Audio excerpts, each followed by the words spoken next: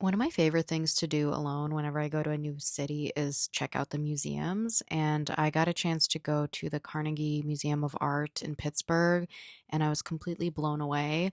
I left the museum thinking a lot about contrasts and how things compare to each other.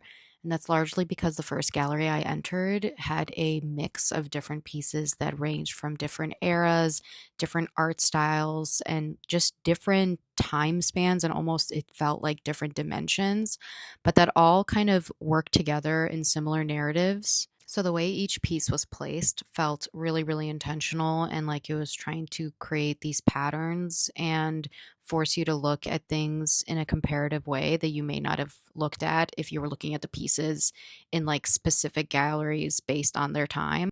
One thing I specifically thought about when I looked at the Impressionist painters is the idea of accuracy versus memory. Because obviously, when you look at pieces by artists like Monet or Pierre Bonnard, you don't see accuracy, but you don't go there because you want to see the accuracy. You want to see the color and whatever gaps that were filled in from their lack of memory.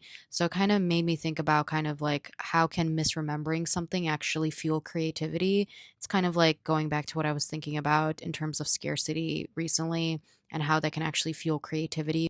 Then, as I walked through and I was looking at the more modern abstract painters, I couldn't help but think about predictability and unpredictability because in some of the descriptions, the artist shared how when they started a painting, they didn't really know where they were going and they let the painting and the process of making the art kind of just sweep them away and see where they end up. And it seems very simple, but I think that's why I've always gravitated so much towards abstract or even abstract leaning works of art because you can see that kind of messiness, that sort of serendipity that flows throughout it. But yeah, I would say this is one of my favorite museums that I've visited outside of my city, and I would definitely go back because I feel like I only saw like a fraction of what they had to offer.